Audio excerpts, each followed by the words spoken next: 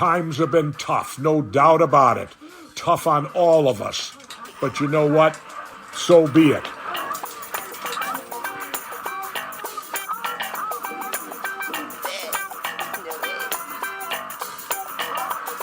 The Workers Club. I love the name.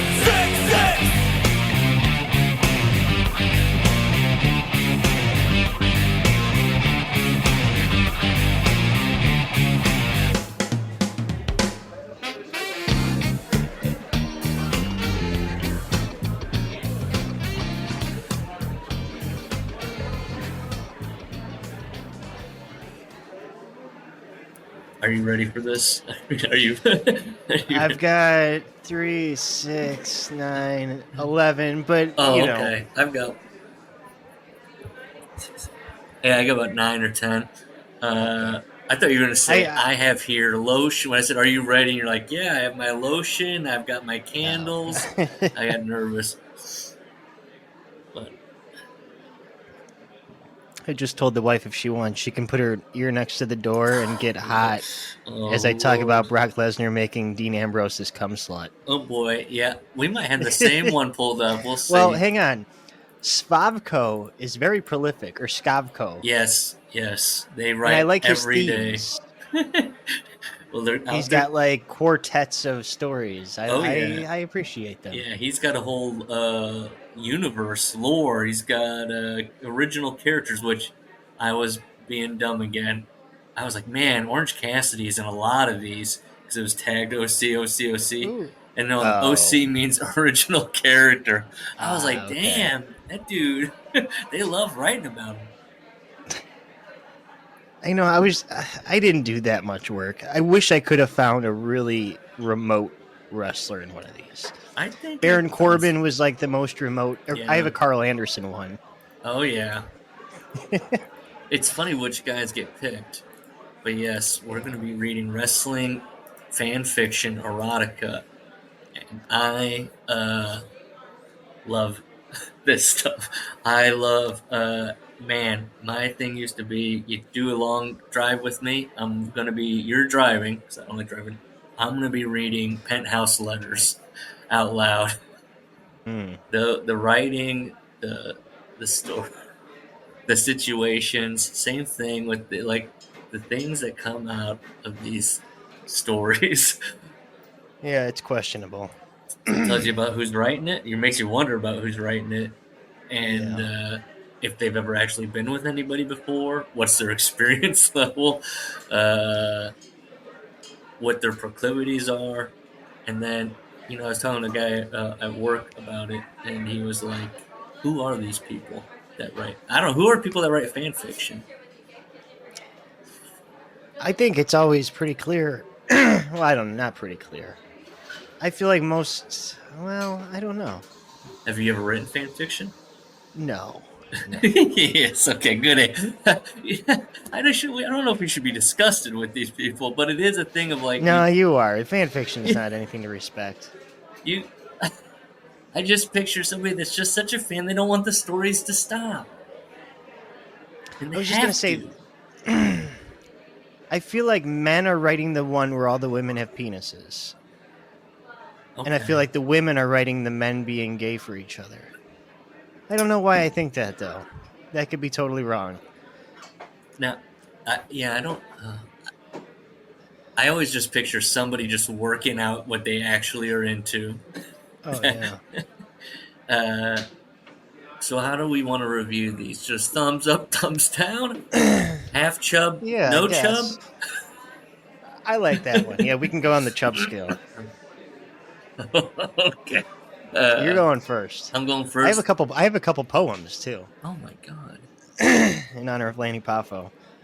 Let's see here.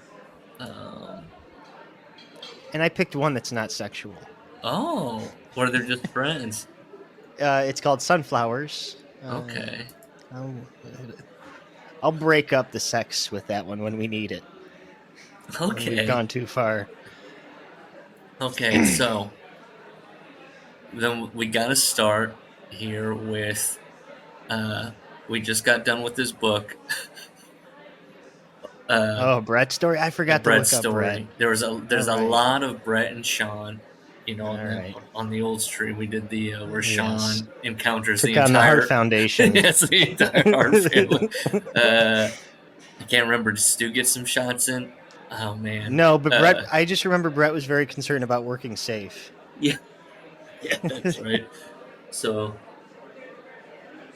here we go. It's called Kiss with a Fist, and it's by Heartbreak Hotel. Okay. Author's note. Please review if you like this. There we go. Now, you didn't pick any super long ones, or no, I tried to stay under 1,000. Okay, good. I promised I'd write a fic where Brett doesn't cry and nobody says I love you, but I managed to fail on both counts. Oh well, enjoy anyway. This takes place the night that Brett forgives Sean on Raw. So if you haven't seen that, I suggest you look for it on YouTube as the fic hinges on that. Who found this not aware of everything? Yeah. There you go. We're about to read a Brett and Sean. Gus has joined us. A Brett and Sean story. Kiss with a Fist. This is the night of the Raw that they got back together. Or that would be January 4th, 2010. Brett has, he's older. These are older men for sure. Yes. Brett slumped down on his hotel room bed. He'd seen Sean for the first time in 12 years tonight. He stepped into that ring with a heart of ice, and somehow, even after all the hatred he had felt in the last 12 years, Sean had melted through his shields and reached him somehow. I never thought that this would happen, Brett thought. I thought I would sooner watch him burn than ever let myself feel anything for him again. He betrayed me. He hurt me. Over and over. Yet, when he held me, that heat... There was a knock on the door. Brett wanted to tell whoever it was to go away, but he knew it might be Sean, and he couldn't turn him away, not tonight. He opened the door reluctantly, and Sean stood there, shifting uncomfortably. Sorry, uncomfortably. Mind if I... oh, not good at impressions. I'm going to try, though. Get back from the Syracuse nightclub? Yeah. I guess he just came. Where was Raw that night when they forgave him? Was that Montreal? No, I don't remember. Well, they're back from. He's driven his truck, I imagine, from the arena. Mind if I come in? We were at the Nutter Center in Dayton. I'm sorry. So wow. A real nice hotel room, probably. Yeah, Nutter. Okay. Mind if I come in? Yes. Sure, Brett said, trying to pass himself off as calm and collected when his heart was racing in his chest as though it might burst. There was an uncomfortable silence between them as Brett sat back down and Sean simply stood, figuring out his next move. Finally, he leaned over Brett and kissed him. Brett drew away.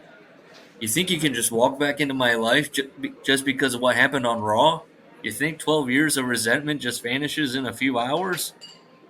Brett shook his head angrily. You still can't let that go, can you? Sean said. What do you want me to do, Brett? I can't change what happened. You think I didn't wish that I could every day in the last 12 years? Why do you think I turned to faith? I need forgiveness, Brett. It still wasn't enough, though. I needed to hear it from you. When you called for a truce tonight, I thought it was real. I thought you were finally letting me out of this prison. It was real, Brett said. I want to let go. I just can't. I've hung on this hatred so long it's eaten everything in my life and become a part of me. I don't know how to forgive, Sean. I'm scared to let this thing go. Sean nodded, as if he understood. You have to let it out somehow, he said. You have to take revenge on the one who did this to you, to inflict some pain for all the pain you've given. Hit me. What? I can't do that. Yes, you can, Sean said. Hit me. Put all your pain into it and give me your best shot. It's the only way we'll ever get past this. I could hurt you, Brett said. Old or not, I can still pack a punch. Good, Sean said. Do it. Get it out of your system. Brett stood up, suddenly sure that Sean was right. yet he still held back. I wanted to punch him for all these years.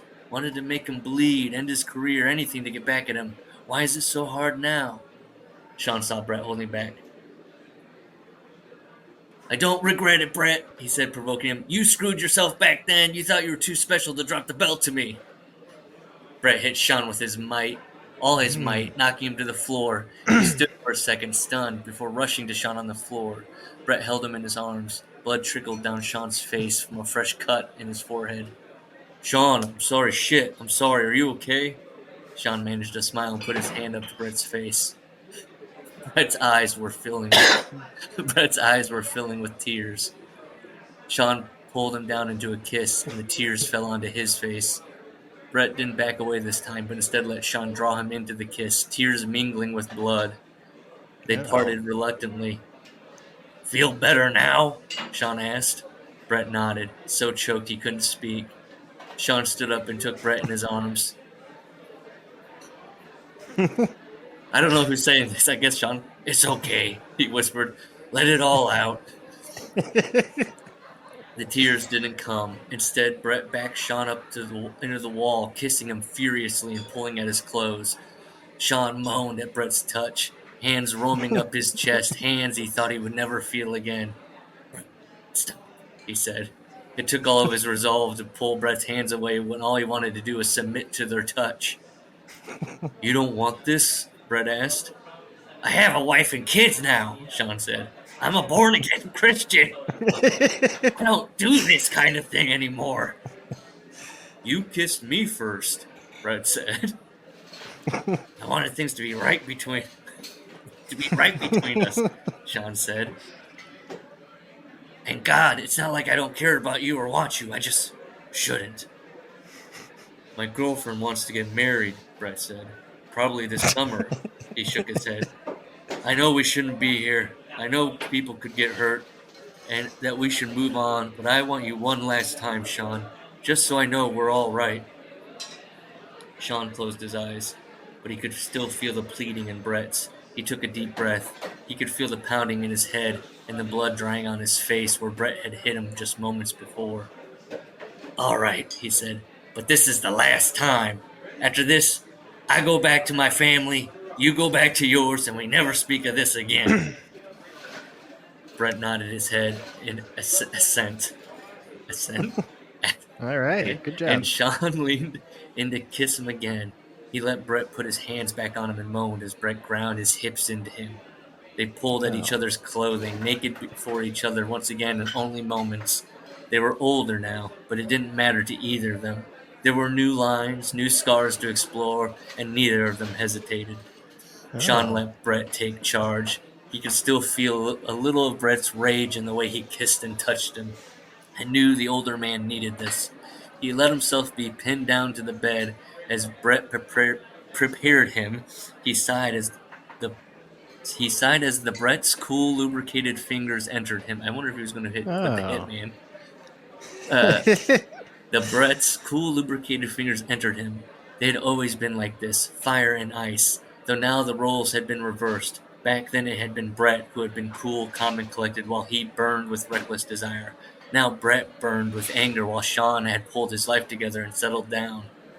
Brett entered him and Sean gasped, feeling Brett inside of him for the first time in over 12 years.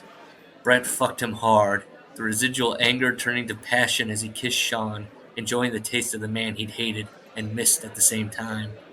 Brett came before long, and he stroked Sean's cock until he came as well, gasping a silent prayer. They separated and curled together, gasping for air. Brett lay his head on Sean's chest and listened to his heart beating. Sean, there's something I wanted to tell you back then, only I didn't know what you would say. What is it? Sean asked. Tell me everything, Brett. We don't need to keep secrets anymore. I love you, Brett said. I was going to tell you that, but then things got so messed up, and then at Survivor Series, you broke me completely, and that love turned to rage. Sean closed his eyes. I'm sorry, Brett. The person I was back then didn't appreciate that love, but I do now. I've spent 12 years trying to be a better man, but I know my changes came too late for us. If I could do it all over again, Don't, Brett said. We can't go back. We have to find a way to move forward in our lives. Friends? Sean asked, needing to define what they were now. Of course, Brett said, lazily tracing lines across Sean's chest, leaning up to kiss him slowly, enjoying the feeling of his stubble against his face. He saved each feature in his mind, knowing this would be the last time they would be together like this. Sean needs his family, and I need mine. We can't risk all that, I know, but still. He stilled his thoughts, taking a deep breath. When he looked up, Sean was asleep. He settled down close to him and let himself doze. When Brett woke, Sean was gone, as he knew he would be. Sunlight shone in the windows, promising a new day without the burdens he had carried for far too long. He stayed in bed a little longer, savoring Sean's scent on the sheets before he got up. That is a Brett move. A note sat on the counter. See you around, Brett. Here's my number. Call me sometime. Sean. Brett put the note in his pocket and looked out the window. The phone rang, and he saw his girlfriend on the caller ID. Life was calling, and he knew he had to let go of the past, the anger and the pain and the love. No, Brett thought. I'm keeping the love. The end. Well, that was nice. I think that was... if you told me Brett wrote that, I'd believe you. Yeah, I mean, the post-concussion crying and enjoying the scent. Yeah. All Brett moves. The blood and the tears mixing. Yeah, I think doesn't Brett in his book write that somebody, when they're having relations, he said a prayer? He said a prayer to God, didn't he? He does pray a lot. I mean, he does. I feel like he prays during coitus at one point in the book, so that's accurate. All right. The first one.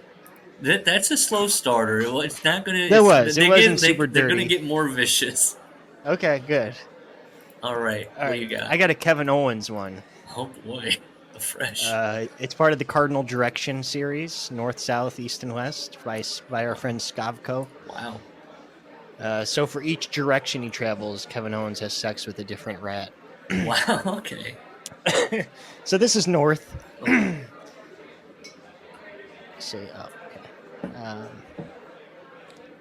Okay. Kevin sat back in his seat and closed his eyes. Just another flight in a random direction to perform a random show in a random town. He loved it, though.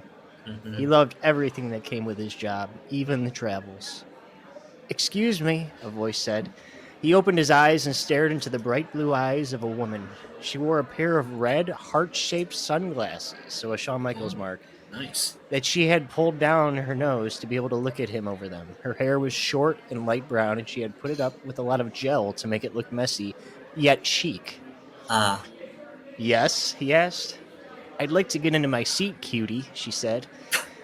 The seat next to him was empty. Of course, someone would need to sit there. Oh, sorry, he chuckled. I spaced out for a minute. Yeah. That's okay. You look cute with your eyes closed, she said. He blushed and got up from his seat to let her into her seat. They both sat down and looked at each other again. You're still cute with them open, she said. Hi, I'm Lelia. Lelia? I'll say Lelia. Lelia. Okay. And by the end of this flight, you're either going to love me or wish you had never met me. I'm Kevin, he chuckled. And I think I'm going to enjoy this flight with you by my side. She grinned at him, then looked down to secure her seatbelt. He secured his too, and soon they were in the air. West, she said. Come again? He asked. We're traveling west. I'm sorry, this is west, not north. I was going to say, they're both confused. It's north. I'm sure we are. To me, all the travels sometimes become a blur, and I don't know what's up or down, he said. Well, cutie, you're high up in the air right now, she winked, and you're going west. You're an interesting woman, Lelia, he said. How interesting, she asked. Time will tell, he answered. She giggled sweetly and looked out of the window. He watched her for a few seconds before looking down at his hands and playing with his fingers. He wanted to keep the conversation going, but he could already tell she was the type of person to control it. Not in a bossy way, in a way that had him stunned. She knew her worth, and she wasn't ashamed of it. I gotta pee, she said. Huh? I gotta pee. You either move or I climb over you. Oh, right. Before he could get up, she was climbing into his lap. She sat still for a moment, and he couldn't do anything to stop his dick from rising. Everything about her made him want her. She leaned down to his ear. Want to come join me? She whispered. Are you serious right now? He asked. Dead serious, she said. I'll keep the door unlocked. She climbed off his lap and walked down the aisle to the toilet in the back. I don't like calling it a toilet there, but that's okay. The lavatory, please. Yeah. He watched every step she took. He remained seated for 30 long seconds, trying to think sane thoughts before he finally gave up. He got up and walked casually down the aisle, hoping no one remembered that she was down there as well. He found the toilet door unlocked as promised. He looked back up the aisle, but no one was looking at him. He opened the door, slipped inside, and locked it. He was about to say something, but she didn't give him a chance. She jumped on him the second he looked at her. Her lips attached themselves to his lips, kissing and biting, desperate to get what she craved. Fuck, there's not enough room in here, he said. He's big. Don't worry, we'll make it work. I always do. Wait, you do this a lot? He asked. She just smirked at him and opened his jeans. She pushed them down his thighs and freed his dick. She grabbed it and stroked it a couple times before lifting her dress up to her hips. She placed a leg against the wall and pressed herself up against the sink and mirror as much as she could. Come here, cutie, she said. He moved in between her legs, pulled her panties aside, and entered her in one quick motion. Fuck yes, she Kevin, moaned no. lowly. You have a wife, Kevin. God, she moaned lowly. Yeah. I knew this dick would be good. Because when I look at couldn't help Kevin but Owens, He couldn't help but smile at those words. They gave him courage and made him feel proud. He buried his head in the crook of her neck and kept thrusting as fast as he could. She kept moaning lowly in his ear, turning him on more and more. Come on, Lelia, he whispered. I need you to come, please. Almost, she panted. He raised his head and crashed his lips down on her. She came in a hoarse cry. Ugh! That got swallowed by the kiss. Don't come inside me, she said. Oh no! He quickly pulled out, turned sideways, and came down in the toilet. What a move! Those toilets are small. He placed a hand on the wall, trying to catch his breath while looking at her. Both of them started grinning at each other. Shh, don't laugh, she said.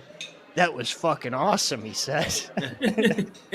He looked at the door, then back at her. How do you want to do this, he asked.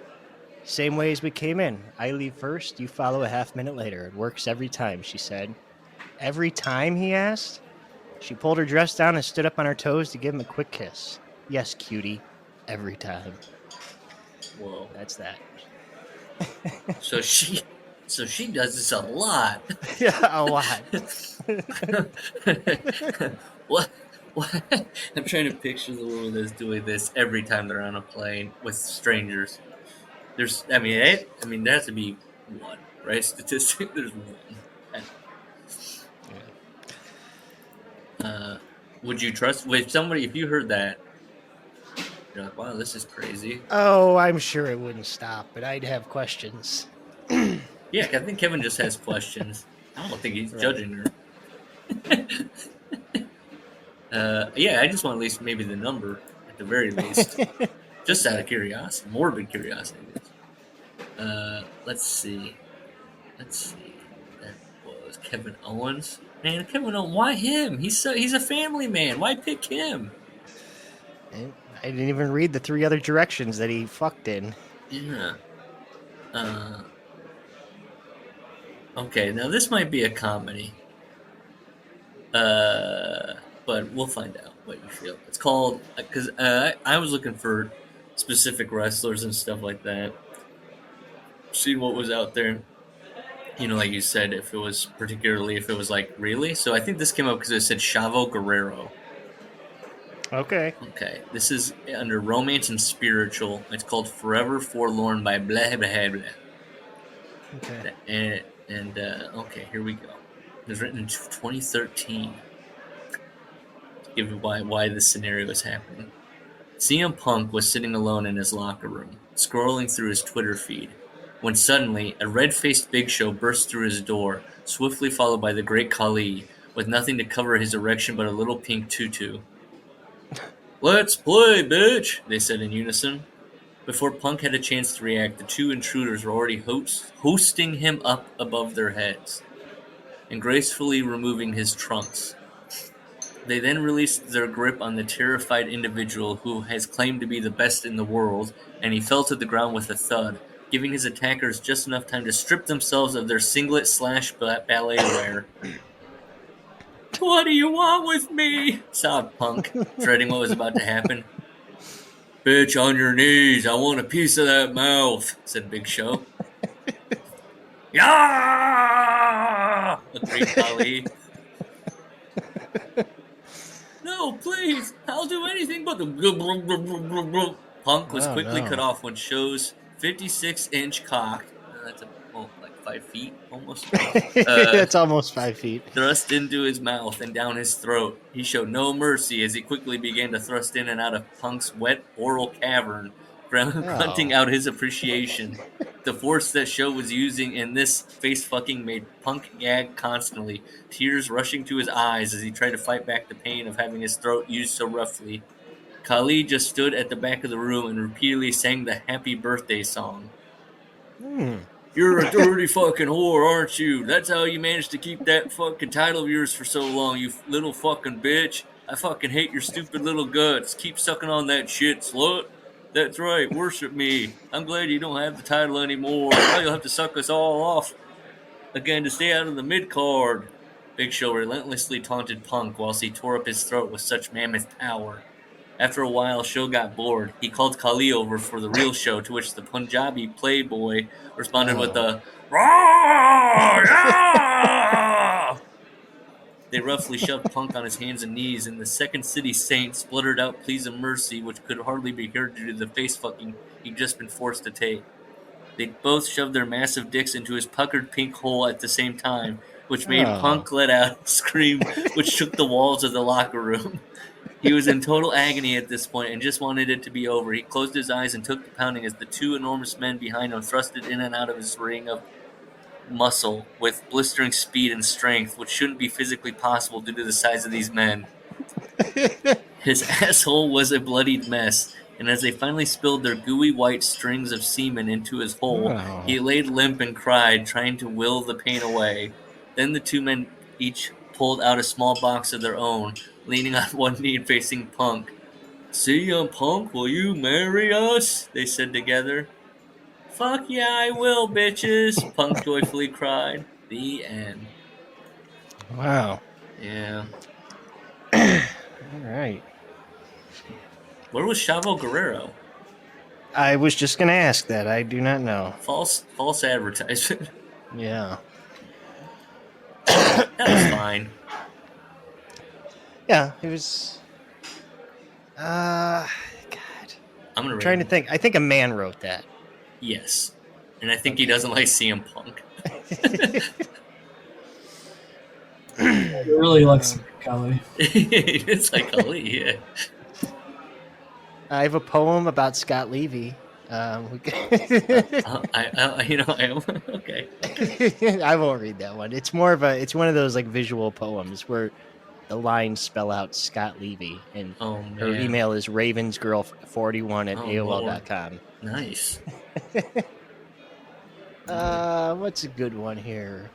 I'll save the clean one for when we're sick. Let's see. Let's see. We can do a Carl Anderson one, or we can do a Dean Ambrose and Brock Lesnar one. Let's do the Dean Ambrose Brock Lesnar, and then I think I have a Dean Ambrose William Regal. Oh, okay. It was a sunny day in Las Vegas, Nevada.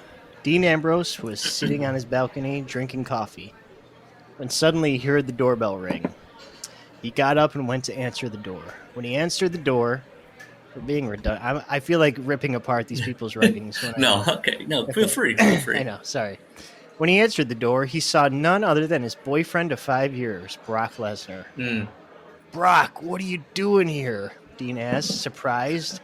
Brock was supposed to be out of town for some media stuff while it was Dean's day off. I decided that I haven't been spending as much time with you lately as I should, so I told them that I would do media day some other day. But for now, it's all about you. He purred, walking in, kissing Dean roughly. Brock. Dean moaned as he kissed Brock back just as roughly. Brock began to remove Dean's clothes as he shut the door. He saw that Dean was already starting to get hard and he chuckled. Do I turn you on that much? He asked with a smirk. Yes. Fuck, Dean moaned. He then gasped as he felt Brock's hand on his growing bulge. Brock, he moaned. Yes? Fuck. I need, Dean panted. Need what, babe? Need you. Need your big fat cock stuffing me full, Dean moaned. Please, he begged. Do you now? Brock smirked, picking Dean up and carrying him to the bedroom. Yeah. He finished stripping Dean of his clothes and began to remove his own.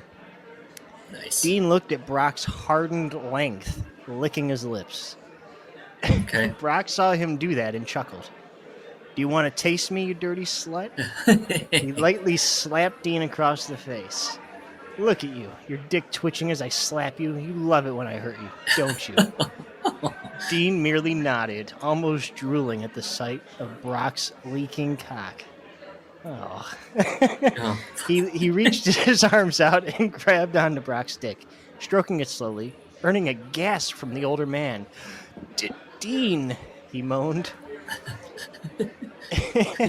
Dean looked right into Brock's eyes as he slowly took that thick cock in his mouth, swirling his tongue around the tip and over the slit before feeding it into his mouth until his lips hit the base. Lord. Then he began to bob his head quickly. Jesus, Dean! Brock breathed, his hands running through Dean's golden brown curls. Not anymore. Dean smirked and bobbed his head even faster, reaching his arms up to massage Brock's balls. Fuck! Brock cried out. He was about to come. Dean... Dean kept up with his motions, smirking when Brock cried out as he began to come hard down Dean's throat. How's he smirking with him in his mouth? All right. I'm not gonna... Dean swallowed all Brock had to give and pulled his mouth off Brock's cock. He was about to go get something to drink, but Brock shoved him onto the bed and climbed on top of him. We ain't done yet, baby boy. He grabbed some lube from the bedside table, stroking his cock back to hardness and lubing it up, pushing into Dean without warning. Oh, Brock takes what he wants. Dean gasped loudly as Brock entered him. He grabbed onto his own dick and began to stroke it in time with Brock's thrusts.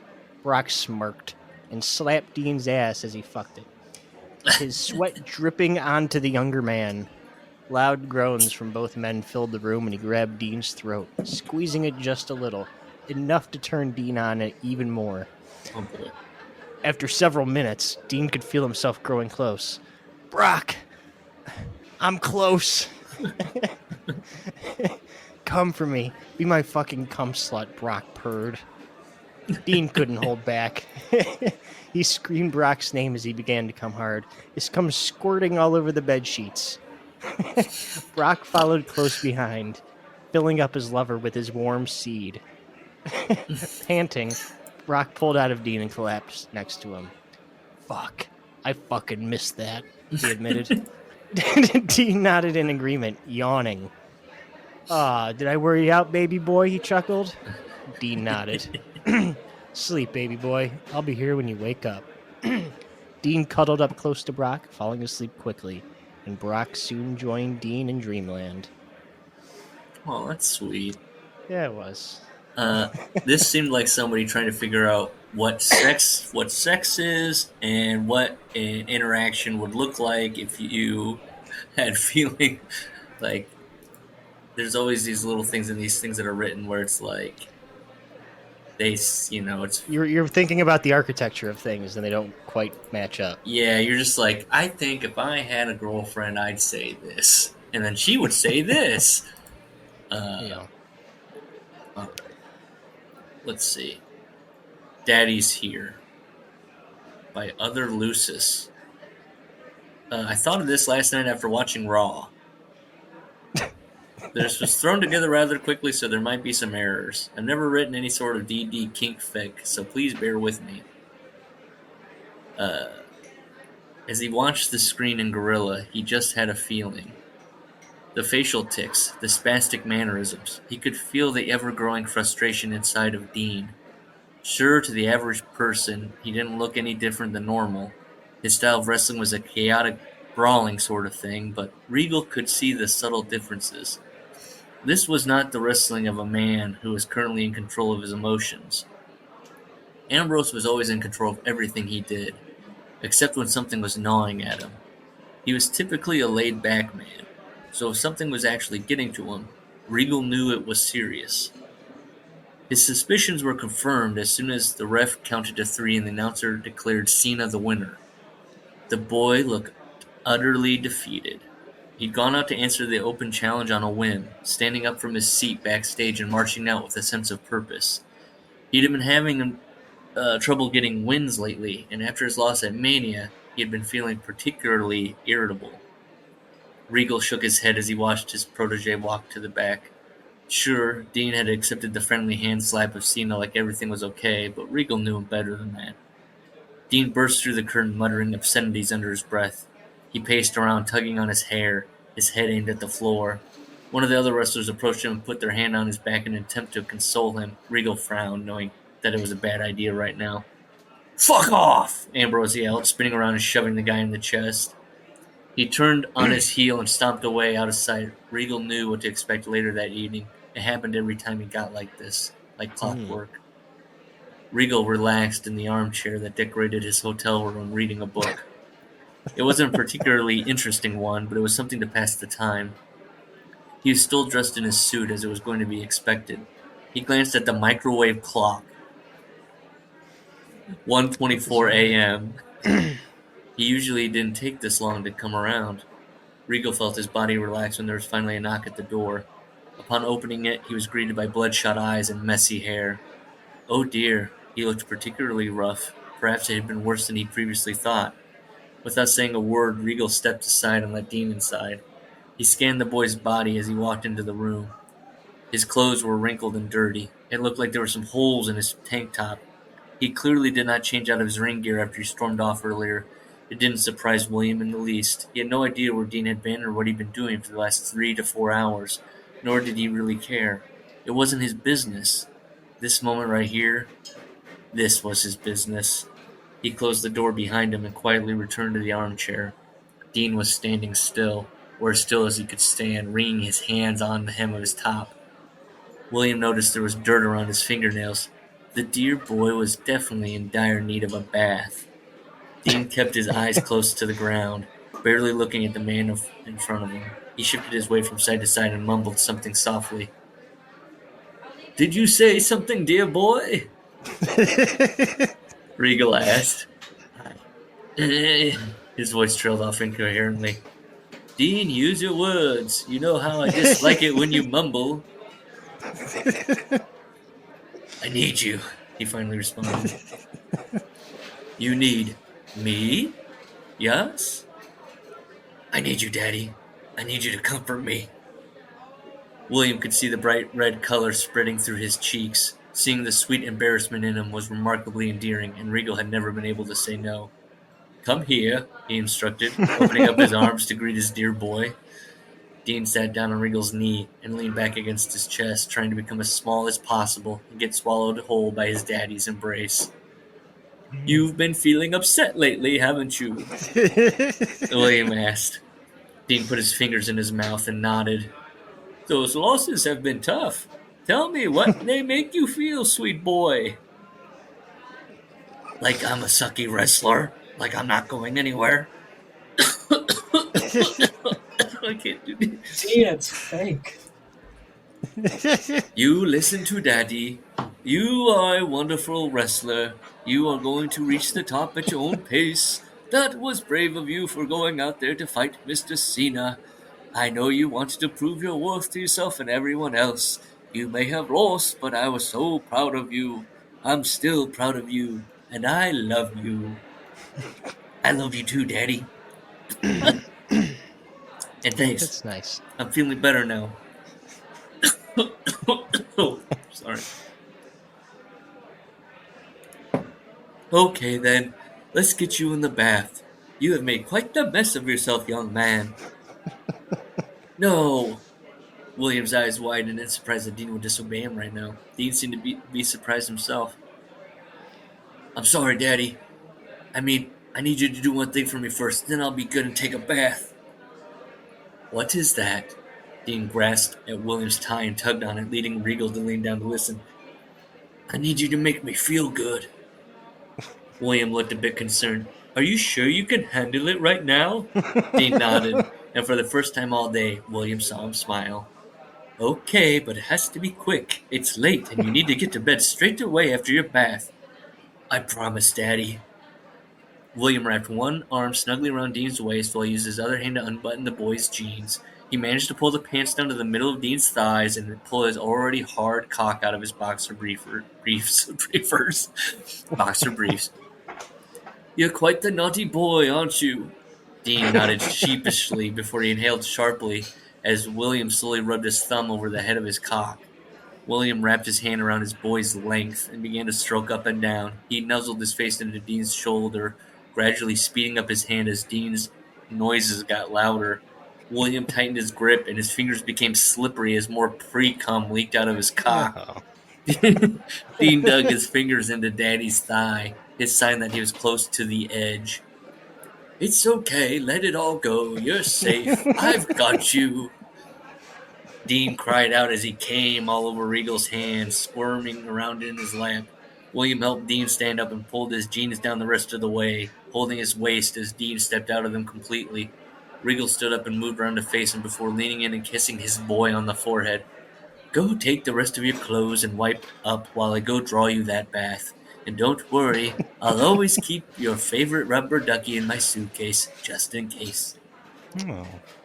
William leaned against the headboard inside as he stroked Dean's hair. Watching him sleep was his favorite part.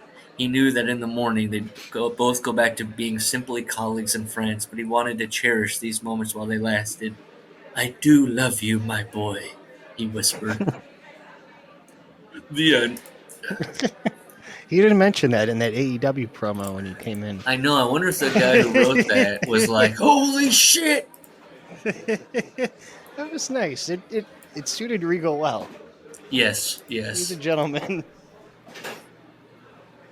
So far, what did you say? Is that a who's leading the night? That was the most romantic one. Not even Brett with the pain and the tears? No. Okay. No, that was... I mean, he punched Sean. He does open it with a punch. Okay. I'll do one more dirty one, and then I'll do my sunflowers. Okay. Best friends for life. This is about Victoria and Natalia Neidhart. Okay. Wait, Victoria... Oh, Victoria the wrestler. Okay, I thought it was like, Yes. was her sister's name Victoria? Okay, no. Yeah, did they overlap? I don't think they did. I don't think so. I mean, Natalia's been there for 45 years, but I feel like they're two different. Anyways. I'm lapsed on Victoria. I don't know who that is. The black hair, Chicago. Yes, you do. Yeah. Yeah, she had tattoos. I think she was starting right as I was getting out, right? That would have been Early 2000s. Yep. 2004, maybe. Yeah. I don't know. Okay. Natalia Neidhart rolled her neck from side to side and winced at the cracking, popping sounds that came from it when she did so. She had a match coming up later against Brie Bella that she was preparing for. It was no secret to anybody in the WWE that the new diva had been on a major winning streak, with several victories against both her and Victoria. You'll have her tonight, Nat, she heard Victoria saying, but it was becoming increasingly difficult to listen to her words. She wished that she would have her tonight, but her being Victoria and not her opponent. Oh. She knew the dark-haired vixen was trying to give her a pep talk, but all she could concentrate on was the way the veteran's lips moved when she spoke. All she could imagine was those lips all over her, doing all sorts of inappropriate and blush-worthy things to her. Natty knew this was not healthy. She was sleeping much less, which probably had more to do with Brie Bella ever beating her than having luck. I don't know what that means.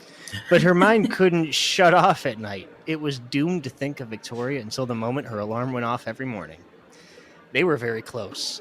So very close. Best friends forever, as Victoria loved to tell the world.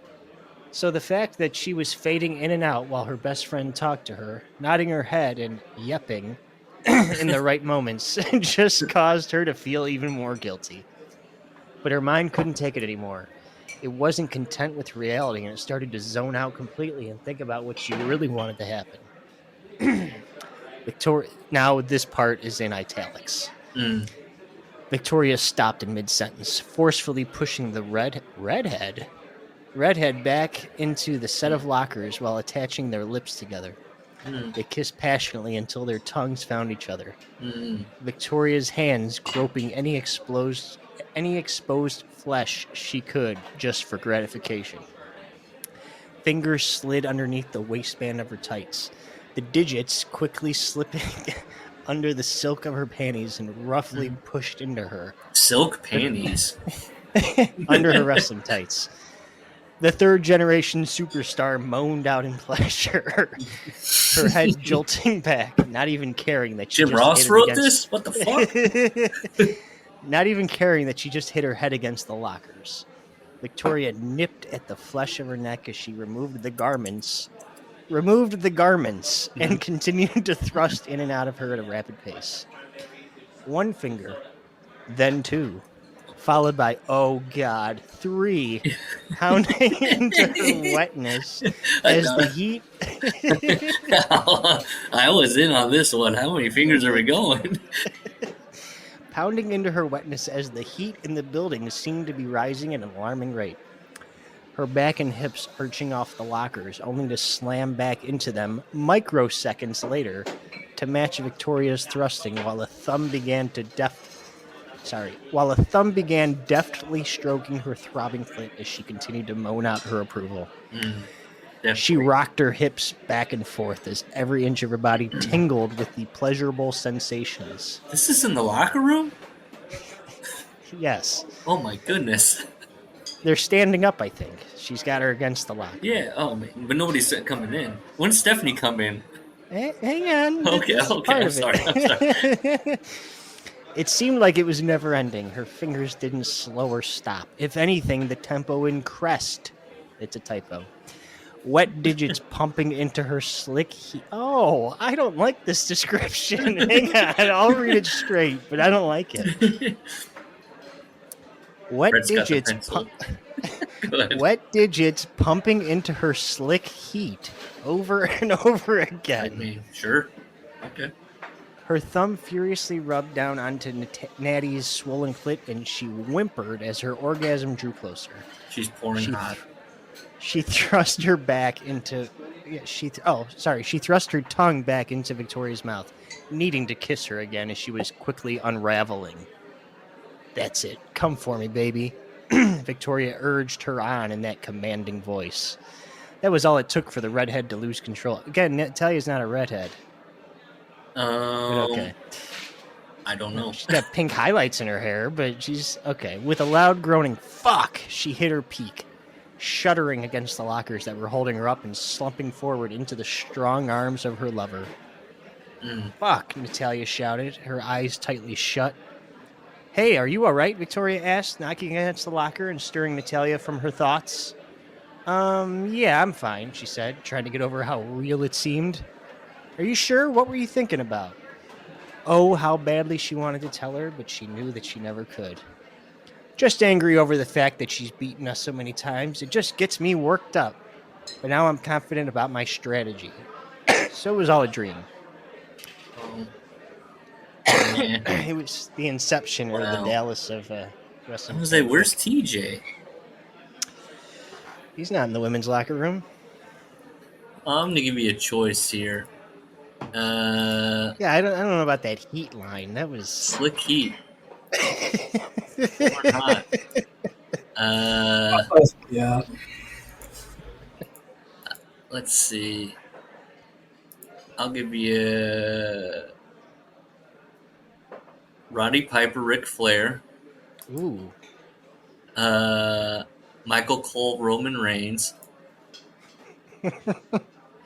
Alicia Fox, Charlotte Lana, Okay. Randy Orton, Chris Benoit. Written in I gotta hear that. 2012. I gotta hear that one. And Big Show, Cody Rhodes. Yeah, I gotta hear Benoit. Okay. This is called The Final Encounter of the Viper and the Wolverine by WWF Man Love. Written in June 20th, 2012. Dedicated to the memories of Dave. Oh no! That's what it says. I'm sorry, what it does. Dedicated to the memories of Daniel and Nancy Benoit. Come on, why would he do that? Benoit's gonna teach him respect, isn't he? I don't know if I'm gonna be able to get He's gonna through hand this. you a squat on his dick. The rough hewn bodies tightened against each other, vying for dominance. Sweat poured from their bodies, mixing together into a warrior's elixir of infinite virility. Their hard muscles bulged, their veins gorged with fiery blood. Submission was the coward's way out, and neither Chris Benoit nor Randy Orton were cowards. "I'm going to break your back," Chris roared, wrapping his hands around Randy's throat as he held him in the grips of the camel clutch. "Not this time," Randy grunted. He took advantage of the slickness of their sweaty bodies, rolling over on his back with ease. "I know you one hold you're always weak to," he panted, grabbing Chris's engorged cock. Oh. "Ah, no fair," Chris weakly protested as he slipped into ecstasy.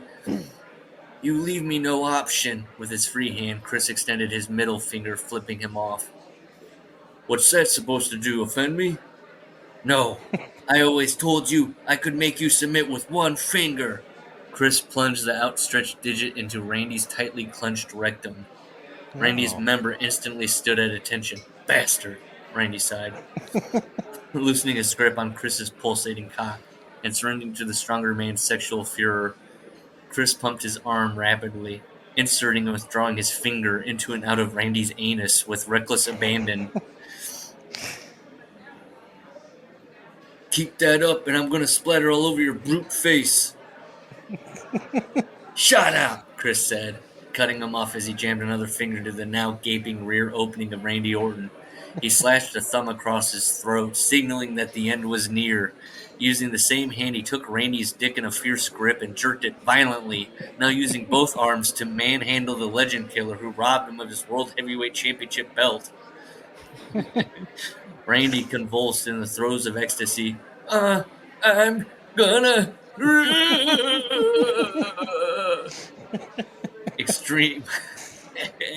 Extreme amounts of jism exploded onto the hulking-shaped chest of Randy's sexual tormentor. Randy's body slackened, relieved of the testicular burden of what seemed to be quarts of steaming seminal fluid. I love testicular burden. I that could be my next band name. And look, quarts of steaming seminal fluid isn't bad either. That's the album title. "Now it's my turn." Randy sprang up like a coiled snake, forcing Chris against the wall. Wait, hold on. I missed a sentence. I apologize. Chris flashed a somewhat toothless grin. Somewhat. Wiping the cum from his chest and licking his fingers clean of the salty man mixture. Oh. Then Randy says, "Now it's my turn," and sprang up like a coiled snake, forcing Chris against the wall, lust and fury in his viper's eyes. One hand clenched around Chris's throat, the other around his cock. Randy began the most depraved submission hold of his life. Chris rolled his eyes back in his head, muttering nonsense as the apex predator preyed upon his lusty weakness for the fiery passion that can only be had between two alpha male warriors. An orgasm began to creep past the boundaries of Chris's penis.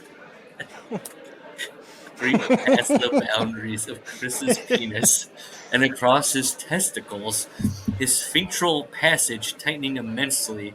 Overwhelmed by ecstasy, Chris's body seized, every muscle flexing. His back arched violently, and he bashed the back of his skull against the wall. As if mentally departing from this world, his demeanor instantly became sullen and detached. His eyes seemed to glaze, and all emotion vanished from his face. Randy stared at him, shocked and suddenly uncomfortable. Quietly, and with seemingly immense effort, Chris got up from the bed and began to dress himself. This is bad. I think I need to spend some time with my family, Chris muttered to no one in particular. Oh, no! Without another word, he left the room, leaving the naked Orton confused and dumbfounded. Randy didn't hear from Chris for nearly a week, until without warning, he felt his phone vibrate in his pocket.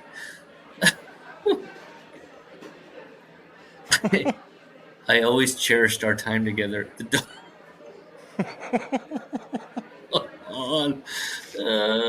dogs are in the enclosed in the pool area. Rob's side door is open. Come on. No. The end. Wow. Did Randy get it to Wikipedia? Oh, no, this person dedicated this to the poor family. And it throws out the idea that Chris Benoit got his severe concussion from a romance from with hitting Randy. his head on the wall?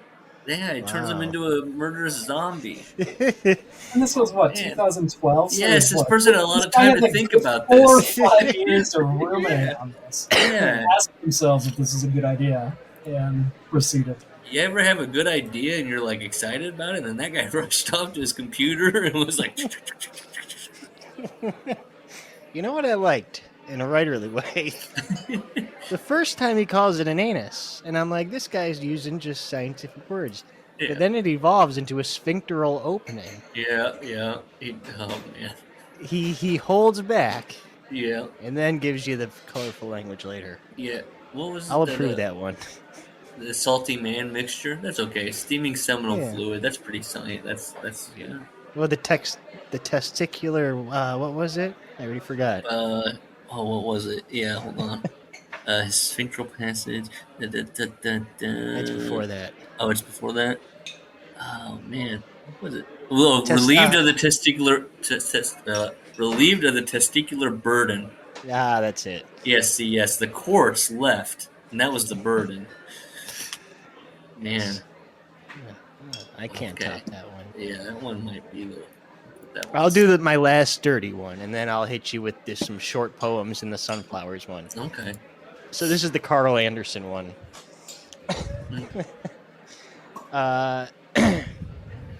This is called Green, or this is part of the bell pepper series. And this is the green bell peppers. Oh, okay. Carl enjoyed talking to the woman that had been placed next to him at the table. Her name was Florette, and she was 38 years old. Her long, medium brown hair had been curled and pulled back from her face so that the curls hung down her back. Her eyes were bottle green, and she squeezed them together whenever she laughed. And that laughter was so cute. And so my boss told the customer he might want a man to work on his car, but it wasn't happening here. He could either suck it up or let me fix it, or he could go somewhere else, she said. So what did he choose? Carl asked. The sucker swallowed his pride and let me fix it. When he paid, he was still angry and said he would be back to have one of our male workers fix it for free, when it turned out I clearly hadn't done my job properly, she said. Who cares? I didn't prep this one. It's been 3 months and he still hasn't returned. I'll never get an apology, though. Sometimes it sucks being a woman in a male-dominated work field, but at least all my coworkers are respectful. And your boss, too, he said. He's the best, she said. A real uncle type to all of us. On hot summer days, he'll run out for ice cream or iced coffee for all of us as an extra treat for working hard in the heat. He sounds great, Carl said. It was weird looking at this gorgeous woman. So she's 38 years old and she works in a garage? Yeah. I don't know. She's beautiful. Yeah, it was weird looking at this gorgeous woman all dressed up in a long green dress with thin straps that matched her eyes. And then, no, she was covered in grease and oil every day at work. She wore green heels. What? This is tacky. Green everything. To match her eyes. Yeah, she wore green heels, earrings, and eyeshadow that matched her dress. Word. Her lips had a blush pink shade painted on them, but it matched the green very well. Food, finally, she said happily. Servers came in with plates and placed them in front of everyone. He wrinkled his nose at the sight of green bell peppers on his plate. What is it? She asked. I don't like green bell peppers. They're too bitter, he said. She reached over and grabbed one of the sliced bell peppers from his plate. She put it in her mouth and chewed with a little smile on her face while he gave her a look. He was trying to look stern, but ended up chuckling. Sure, Florette. Help yourself to my food, he said. Oh, you want it after all? She asked. No, he said, but people might find it weird. No one is looking, she said. Check it out. She grabbed another piece. Check it out. You're not a big star. Nobody's looking at you. She grabbed another piece from his plate and he looked around. Everyone was so lost in their own conversations and food that they didn't pay attention to the two people at the end of the table eating bell peppers. Okay. Bell peppers. Guess what else they won't notice, she said. What? He asked. She grabbed another piece of green bell pepper and dropped it on the floor. Oops, she smirked. I better pick it up. She slid under the table and disappeared under the long tablecloth.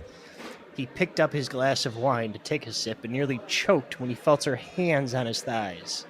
She moved them up, unzipped his suit pants, and stuck her hand inside. She freed his dick, and a second later he felt the warmth from her mouth around it. Dicks always they're always being freed, and I've noticed a lot of these. Fuck, he whispered. He looked around, but nobody was paying any attention. She worked her mouth to perfection. Her being that good and the excitement of it all had him near the end fast. He moved his hand under the table, placed it on her neck, and squeezed lightly. She squeezed his thighs as an answer, and he let go. He felt her swallow around him. And then she pulled back slowly. She tucked his dick away again and zipped his pants back up. She came up from under the table with a piece of green bell pepper in her hand. Found it, she said. He placed a hand on her thigh and leaned in close to her ear. You know, green is suddenly my favorite color, he whispered. That dress is going to look so good on the floor next to my bed. The end. What? And this is the bell pepper series. Yes, there's orange, yellow, and red, I think. Yeah. And sometimes yellow, sure. Why bell peppers? Again, this guy just likes making up his little... He's got... where was that summary? He had like a whole summary of all of them that he's done. Wow.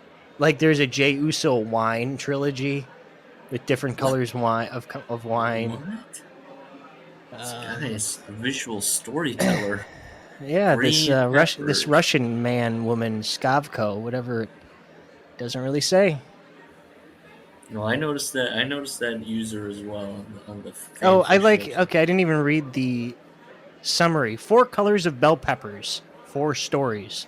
4 adventures for Carl Anderson to take. Carl is really having a good time as he travels through 4 different dirty stories and meets different women connected with bell peppers. Why though? Why bell peppers? It's not even the most phallic of peppers. They're the opposite. It's just it's this thing. I think about pizza when I think about bell peppers. Sure. Or maybe fajitas. Oh. How about stuffed peppers? Yeah, I'll eat a stuffed pepper. Oh, yeah. Maybe that's what he's thinking of. Stuffed peppers. All right, hold on. Do you need to take a break? I gotta pause. I'm gonna pause real quick. Sure. Just grab a couple beers. Okay. We're back. Okay. Okay, let's read.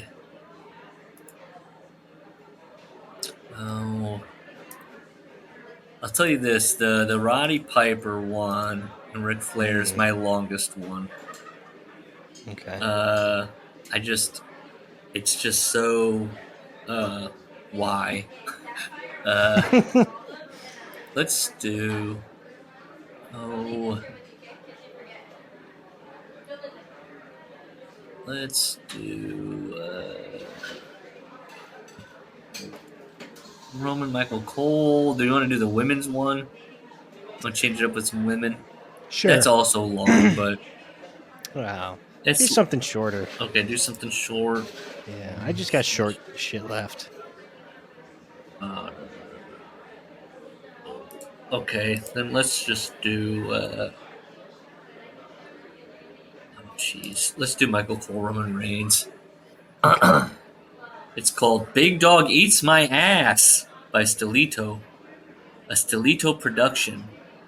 Co-produced by James Christmas and the Juju Crew. Roman and Cole. Big Dog eats his ass? No, it's a question mark. Ladies and gentlemen, welcome to another fantastic episode of Monday Night Raw. Michael Cole barked over the headset beside his colleagues of Jesse Ventura and Frank the Clown. Okay? Oh, no. But with less enthusiasm than he ever had for the phrase in the past. Oh, that would have been good to know. Cole's attention to the product of WWE Monday Night Raw and WWE SmackDown, both long-running weekly episodic television shows that are available readily on the award-winning WWE Network, available for $9.99 in the United States of America. This guy's being funny. This was published also in 2018. Okay. November 25th. Is that Thanksgiving? Did this person write this on Thanksgiving? Has waned from the many years watching the product. This has become especially so after the announcement that the big dog Roman Reigns had announced his hiatus following a betrayal by the Shield's members of David Otunga and CM Punk. Should I keep reading this? This seems like just a dumb guy being weird. Yeah. I'm okay with cutting it. Yeah, where's that? Yeah, I don't want comedy. Get out of here.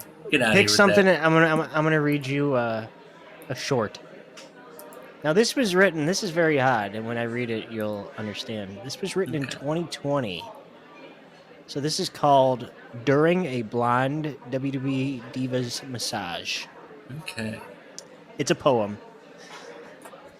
As soon as she took her clothes off, Raina Marrow laid herself down on the table and let two hands massage her whole body before the one known as Sable had suddenly felt something else go inside her and enjoyed it all. Who's writing Sable poems? It ended and I was like, and? What else? Cliffhanger, you gotta be excited for the sequel. Somebody writing, I mean, geez. Many a young boy, I imagine, maybe back in the day. Now? This is 2020. Yeah, now? I don't know. Somebody that just, man, they really liked that Playboy issue. Yeah, found those Playboy scans. Lord. I'll do one more. This is a Batista poem, but Okay. I picked it because the last line is weird but fits. Nice. And I'll also say up front, I don't like that he's not consistent with the rhyme scheme. But regardless, here's the poem. You Walk Alone, it's called. A tribute poem of Dave Batista as a heel. Nice. Written in 2010, so that fits. The air guitar wails in cue. The spotlight shines upon you. The top of the food chain is ready to inflict major pain. You've taken a turn for the worse. Not giving a damn about your fans, who boo you in chants. See, right? Okay. No one knows what you're plotting when you walk down the ramp. You're on a quest for championship gold. It's always within your reach. Each time you fall short, blood must be boiling to its highest peak. Your demeanor is mysterious, a heel who's having a ball. I always wonder what you're thinking when you say nothing at all. And allied to the devil, admiring his demonic plans like an idol. Your future is in his handful. Beat the crap out of Cena and the Hitman, and you'll get your shot of the coveted world title. It falls apart at the end, but I don't know why Batista's beating up Bret Hart. Yeah. After you said it, I was like, wait, what? Well, man, that does kind of Lanny Poffo. It's ringing now. Now you said, I'm like, it had this kind of his lilt to it. Yeah. Man. Gosh, I'm debating now. What should we read? Let me see if I can find one more dirty one. Yeah.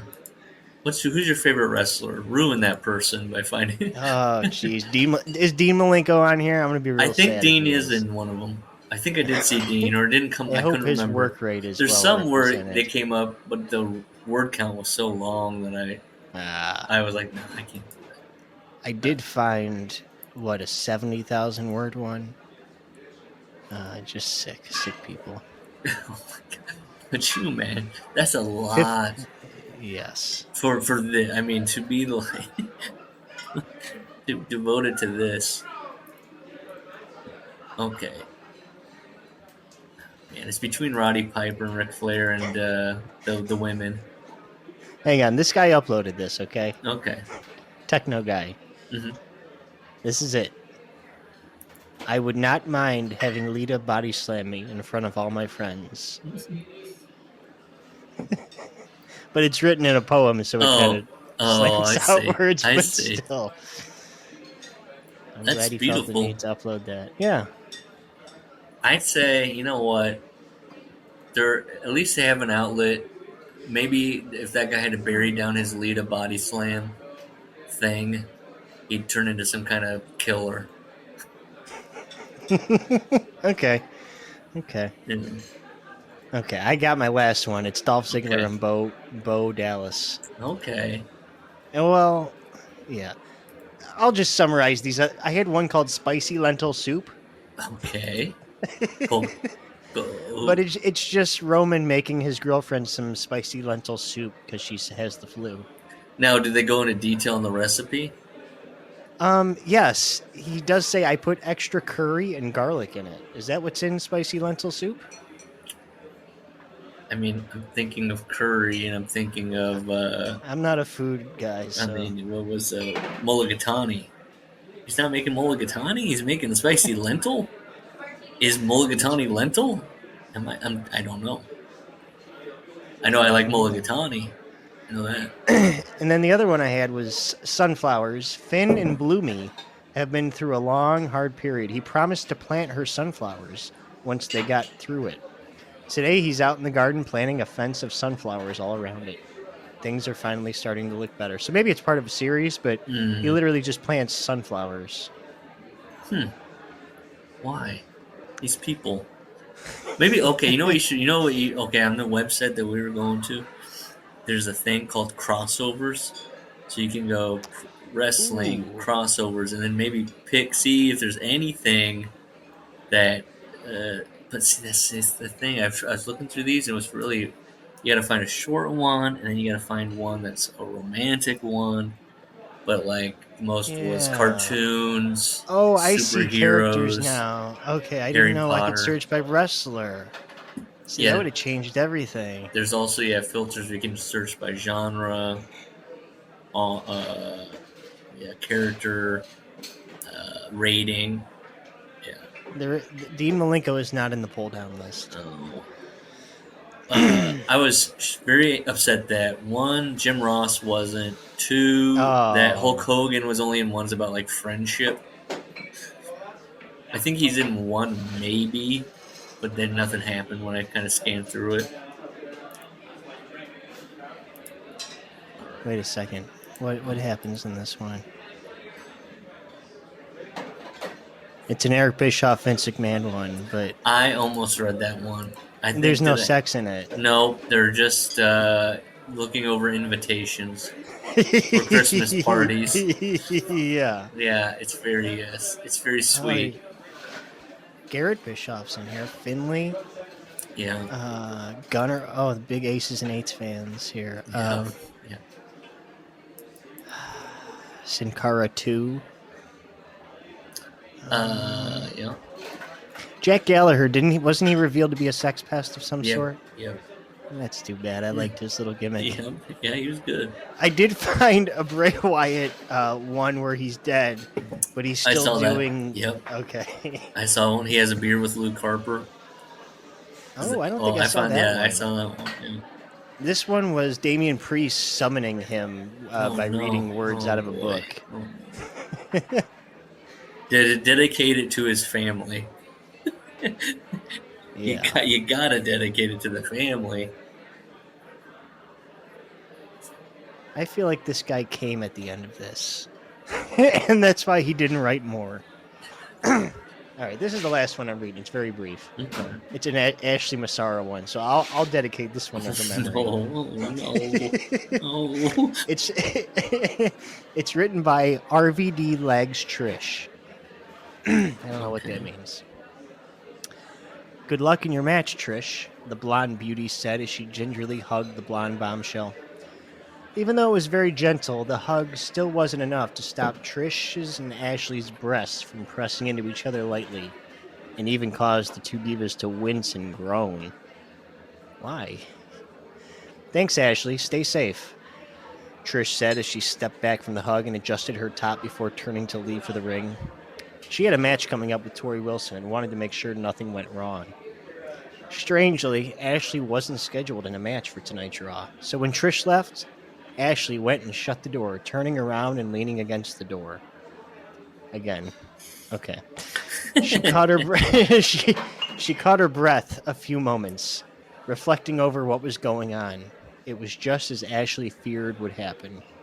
Mickey found out about Trish, her idol, producing milk, and she had immediately told all the other divas. Although they knew something was different, they didn't know exactly what had happened. But now it was chaos. Trish, Ashley, and Tori were the targets, and they had to stick together. Ashley sighed, getting up off the door and going over to her locker. Well, she thought, if she's not going to be in a match, might as well change back. She bent down over the lockers, starting to untie her shoes. She slips them off, so he's using different... That's okay. She slipped them off, then her plaid skirt she had on. Then she gingerly takes off her top. Standing there in only a black bra and matching thong, her ass sways back and forth enticingly. Ashley's eyes suddenly go wide as she yelps when she feels a hard smack on her ass. Jumping and turning around, she's surprised to see two non-WWE but still familiar divas standing there. Who was it?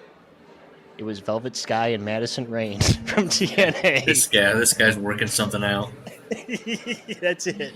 I think he has a type. Why was Trish producing milk? I don't know.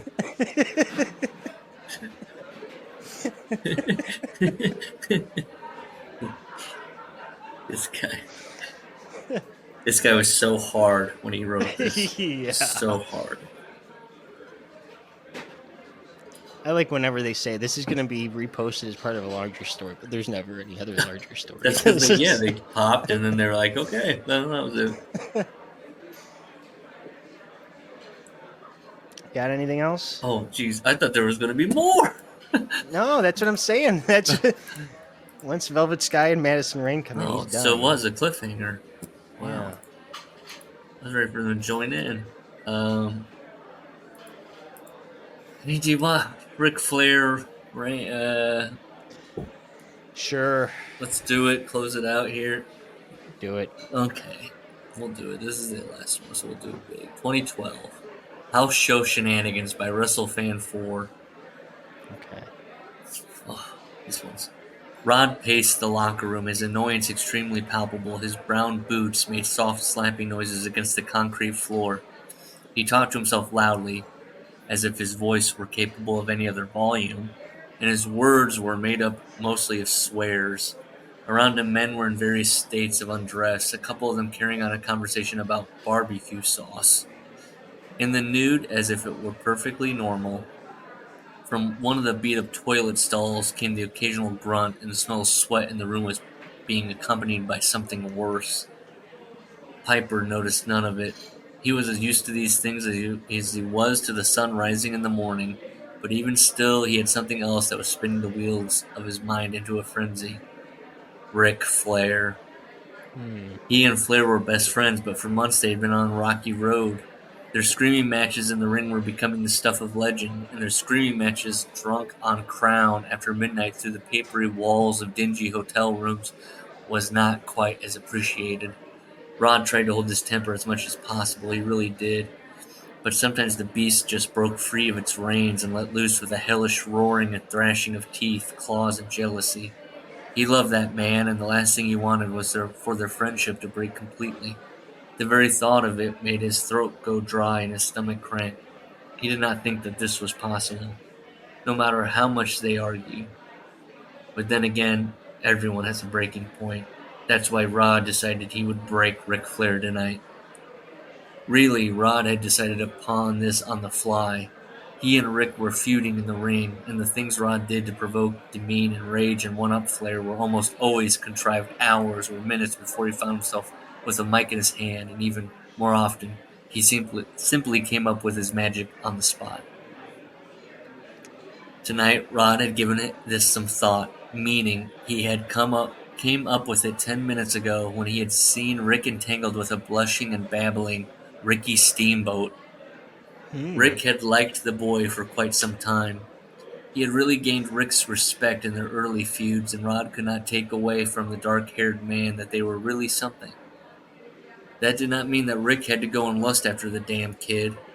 Roddy knew very well that Rick was a sexual creature, and Roddy tolerated a lot, but this had gotten under his skin more than anything else. The women he could handle. Even the other men Rick chose to grope and goggle over, but not this.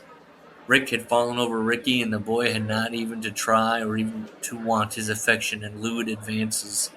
Roddy, on the other hand, could not seem to make it clear to Rick that he desired his best friend in ways that seemed to ghost over Rick's head. Yep, ghost over Rick's head and leave him clueless.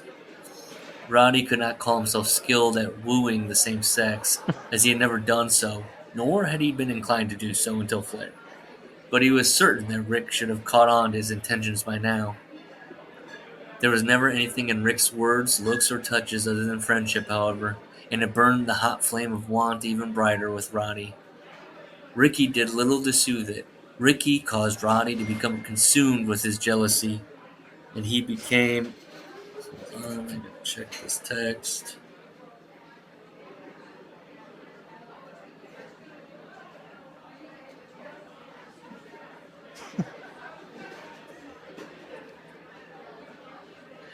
Oops, we forgot something about that.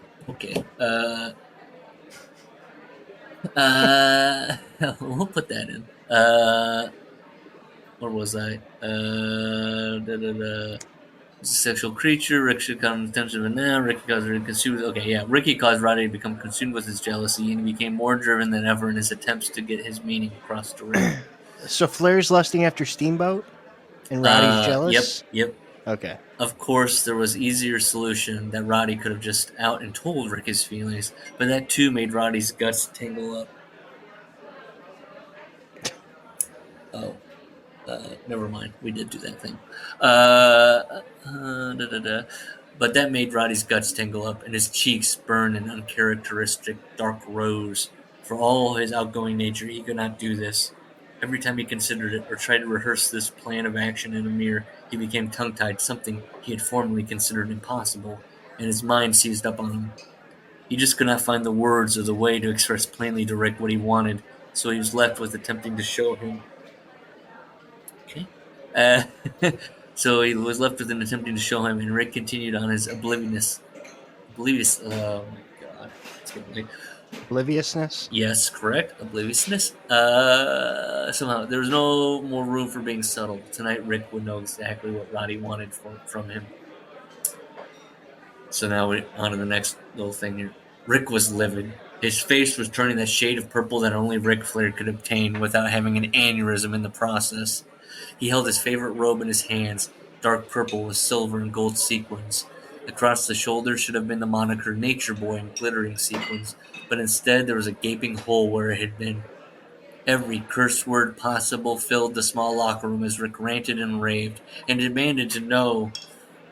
Okay, I'm gonna pause this real quick. Okay. Hold on. Yeah. All right, where were we? Rick's mad because somebody cut a hole in his robe. Get to the Cut out sex. Nature Boy. Yeah, I mean this guy's writing a novel. He's like, let me just set this up real quick. This isn't any quick dirty fuck. Uh, uh, let's see. Every curse word possible filled the small locker room as Rick ranted and raved and demanded to know who had defaced his baby. He had little time to carry out his threats as he jabbed his finger, wide-eyed, spit flying from his lips at every person he suspected. In a rage, he pulled the violet robe on, refusing to walk out without it. Rick stormed out of the room and through the entrance towards the ring. His pride did not allow him to abandon the robe, and yet the look of fury on his face, coupled with the hacked robe, his tanned and muscled back, seen working through the hole, was a sight of hilarity in the opinion of some people. A flock of guys had followed and watched from a safe distance behind the entrance as Rick stomped rather than strutted towards the ring.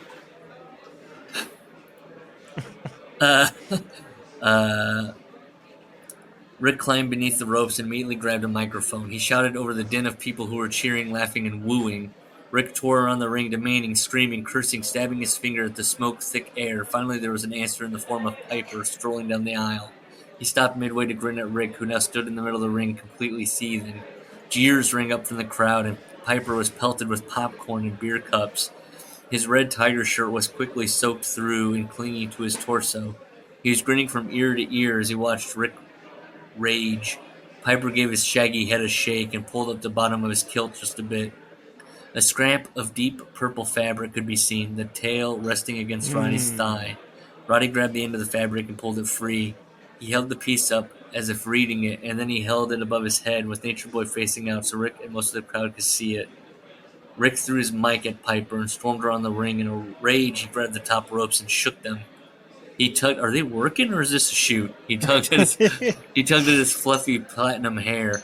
Rick tore his maimed robe from his body, balled it up, tossed it onto the mat, and gave it an elbow drop. Oh, they're working. He got up and jabbed a finger in Piper's direction as Piper waved the bit of fabric as if he were enticing a bull into a fight.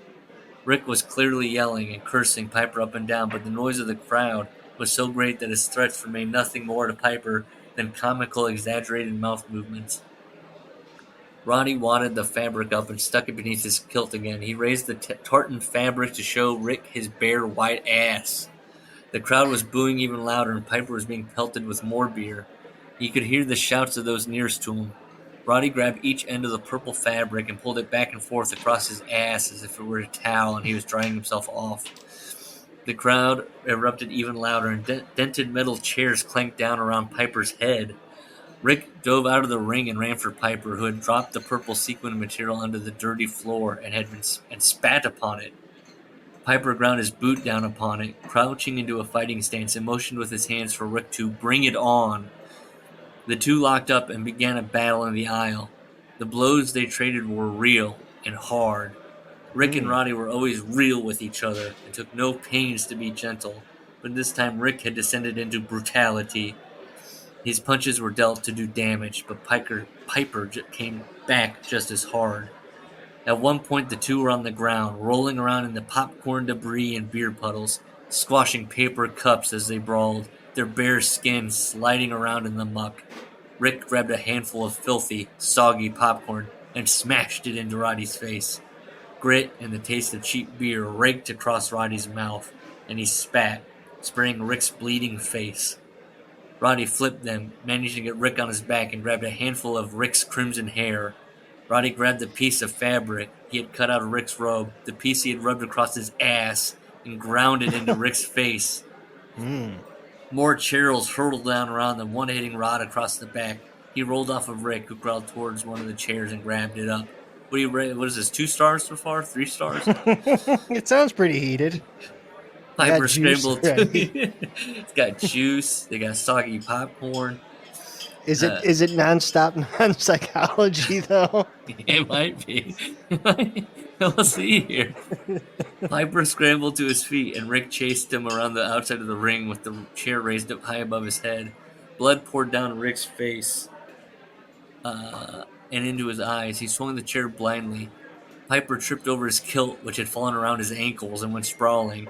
Rick could not stop in time and tripped over him. Rick fell hard, and the chair flew noisily across the room. Rod hastily fixed his kilt, thinking now that it may have been better to have worn his trunks beneath as usual, instead of going bare-assed. Everything he owned had now been flashed to the whooping, jeering, electrified crowd. Everything he owned. Most of them were chanting for Flair to get up, as Roddy was preoccupied with fixing his kilt and covering his bits. Behind Piper's backs, Rick got slowly to his feet. The crowd was growing more and more frantic. Huffing, puffing, and raging lightheaded, Rick drew his arm across his face in an attempt to clear his eyes of his bloody mask. His eyes were wide and his teeth bared, but the gash in his head from Piper's repetitive hooks continued to leak freely. Rick groped for his lost chair, and gripping the legs of it, he advanced on Piper and swung. Just as Piper finished with his kilt unturned, the chair caught Piper in the stomach rather than in the back, which had been in the intent. You ever go to hit a guy in the back and you hit him in the stomach? Piper sank down to his knees, regretting his lunch, and wondering if he would be able to breathe again. Rick had not spared him a damn thing, but had hit him as hard as he could. Rod grabbed his aching gut and gave a couple of dry heaves, but refused to be deterred. He managed to pull himself into the ring. His shirt hung off of him in tattered stripes. His exposed skin was dirty with beer and muck, and wet popcorn was stuck in his hair. Thick strands of saliva from his continued heaving trailed down his chin and hung from his lips. He wiped his mouth savagely on his arm and waited for Rick in a fighting stance. His lips pressed into a thin line, eyes wild. Rick climbed back into the ring, still leaking blood. The drops dripped onto the canvas, leaving a scarlet trail after him. The two continued to brawl in the ring. The crowd was mad with excitement. Trash littered the ring until it was difficult to move over the mat without tripping over the mess. Rick smashed Piper's face into an exposed turnbuckle, and Piper's nose exploded. Blood gushed over his mouth and down his chest. He now matched his opponent. Roddy backed away from the turnbuckle, his legs wobbling as they'd become spaghetti. Rick clung to him from behind, locking Piper into his own finishing move, the sleeper. Roddy thrashed around wildly, attempting to get out of the lock. His hands circled Rick's wrists and tried to pry his arms away, his face straining, grimacing with the effort. After a bit of struggle, Rod began to flop uselessly against Rick, panting. The move could easily be done simply for the look of it, and choking could be faked. But as with their battle tonight, Rick was not faking. Rick's muscled arms were cutting off Rod's oxygen. Rod began to thrash once more, attempting his escape again. The crowd was roaring with cheers at his impending defeat. Colors and stars began to dance before Rod's eyes.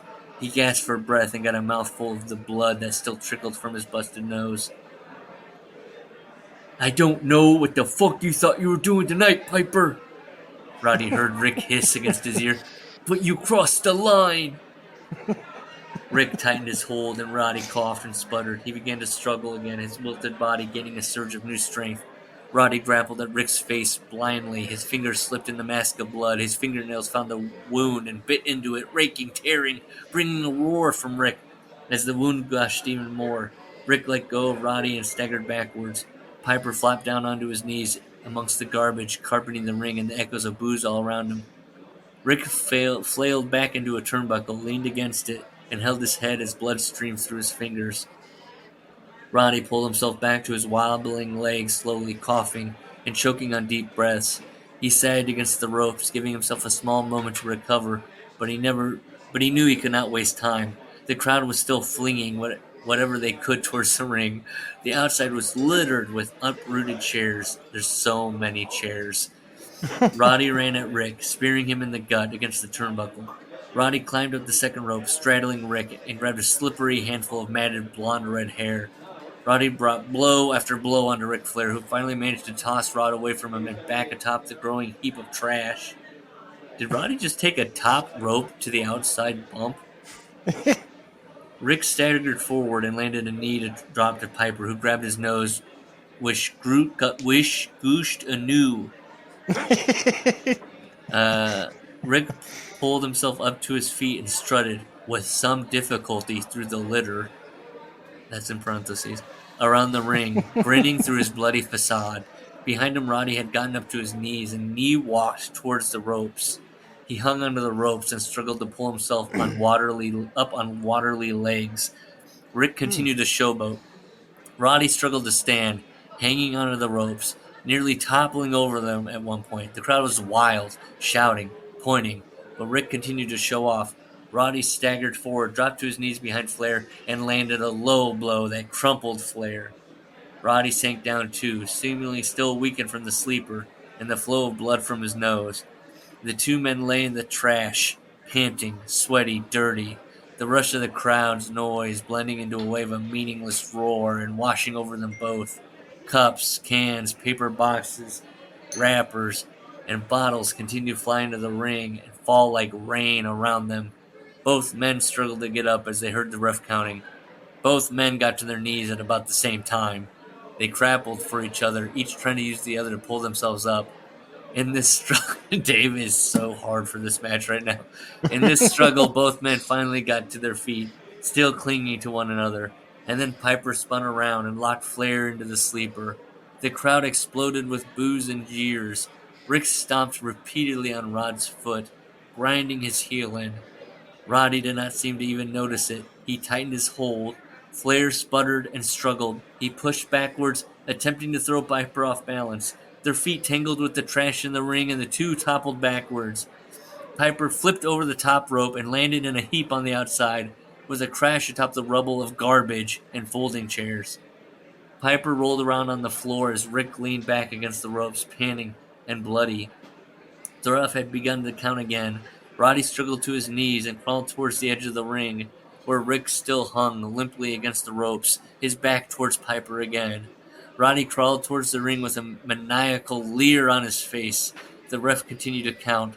Roddy raised his fist and slammed it into the back of Rick's knee. Rick collapsed onto the mat, and Roddy grabbed him by his trunks and legs and dragged him out beneath the bottom rope.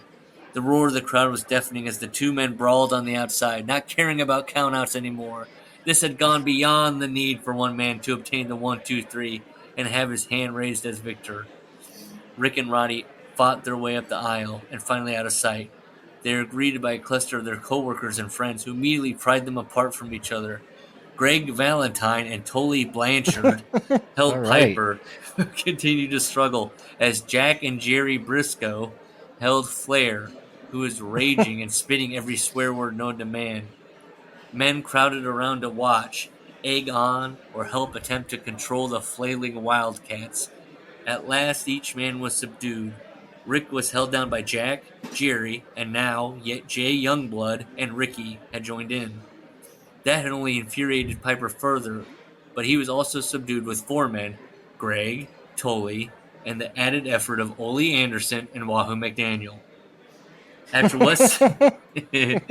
what seemed like hours of calming down, Flair and Piper were released. The two of them walked wordlessly back towards the grimy locker room.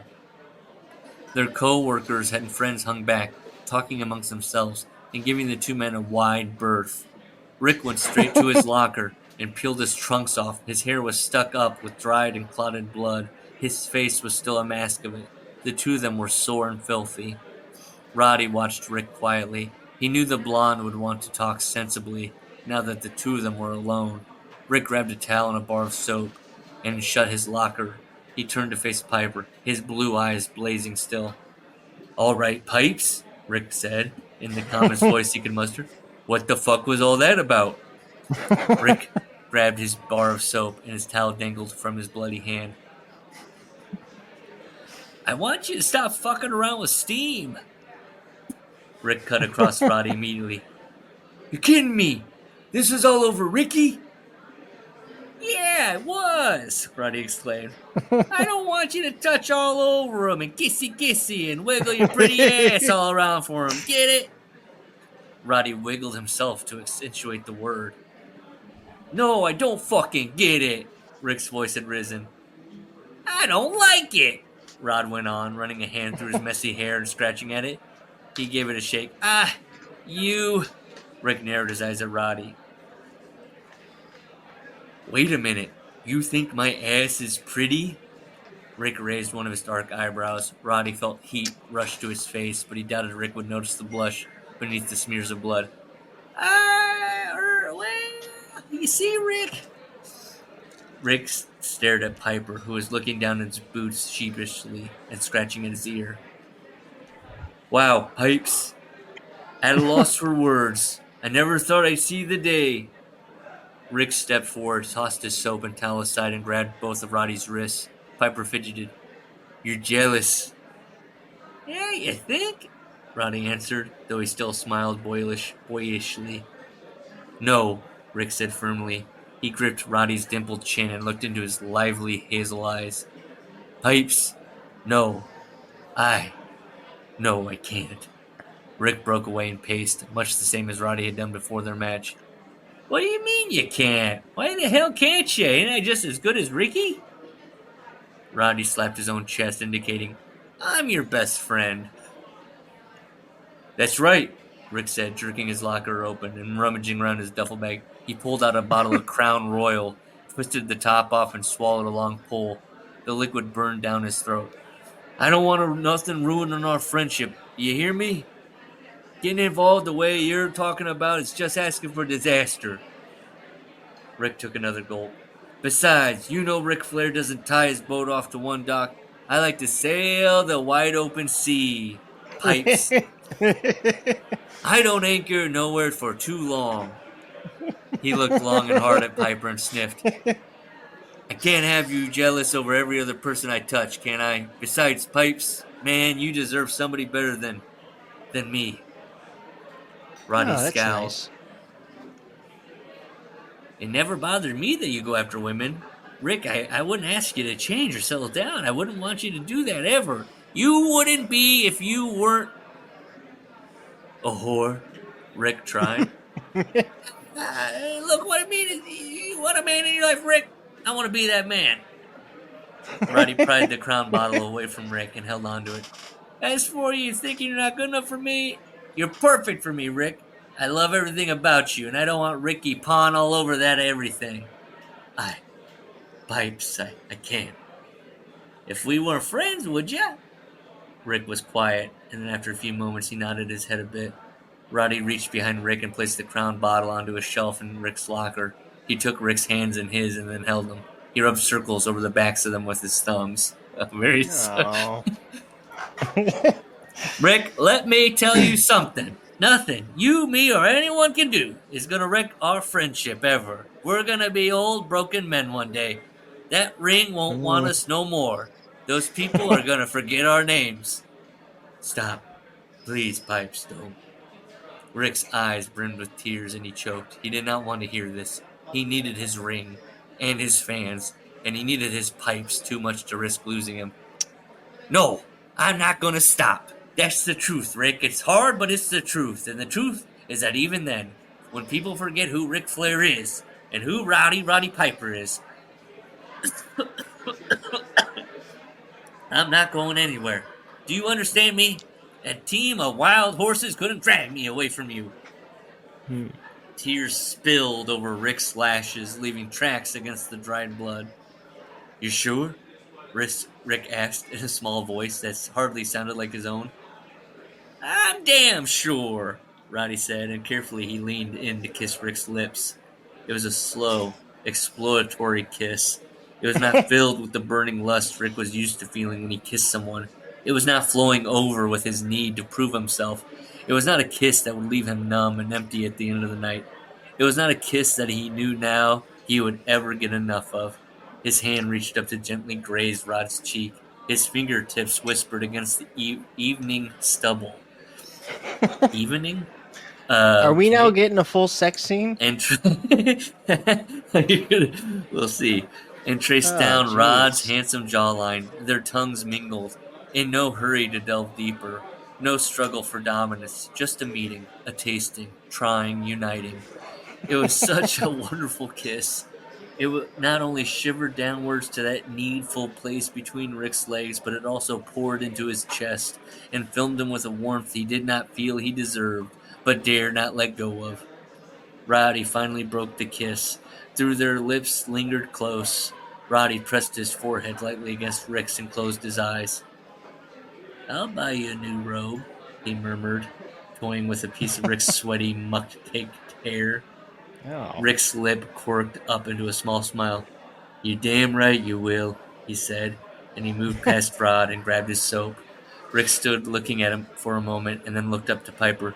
You know, Pipes, I really don't like the looks of these showers, Rick commented, picking up his towel too. Why don't we go somewhere a little more private, You can wash all the blood out of my hair. Rick attempted to fluff his hair but failed horribly. And maybe show me how that kiss goes again. Roddy grinned. Anything for you, Roddy said, and he meant it. The end. Okay, good. I'm glad it didn't end with a sex scene. That was nice. What do you think that person was trying to accomplish with that, other than write out what he wanted to see in a Ric Flair Roddy Piper match? Well, that's the second gay story that's kind of fetishized blood and beating each other up. There is a lot of that in these where they're like fighting it and they're pushing against and they shouldn't be doing this.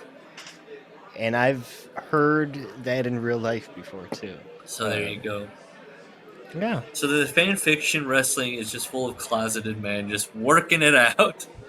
And they love wrestling. Well, and the one really horny guy that I read about. Yes. Yes. That guy. He came before he could finish the story. Yeah, his search history is blondes, big breast implants. Can I read like a troll one before we go off? It's so good. Okay, this is from Juicy Dick Hugger. Oh, okay. This is called Donald Trump making Homer Simpson gape again. Oh, okay. Just wait for the ending. Okay. There's a run-in. Okay, now I'm going to have to read through some pretty bad typing here, but I'm going to try. Donald Trump was visiting Springfield one day, going to one of his rallies when he ran into Homer Simpson. Mm-hmm. Hey, watch where you're going, Homer. I don't do a Homer. Homer said, watch where you're going. That's it. Wait a minute, you're Donald Trump. Yes, I am, Donald replied. I'm also very horny. So horny it'll make your mind spin. Horny, huh? Homer asked, blushing. Well, I'm available right now. Homer Simpson and Donald Trump went in the bathroom and started kissing each other. Homer fondled Donald's penis, and Donald grabbed Homer's massive ass. He then reached his hand down Homer's pants and grabbed him by the pussy, dick. Oh, boy. Donald squeezed Homer's penis and made Homer come instantly.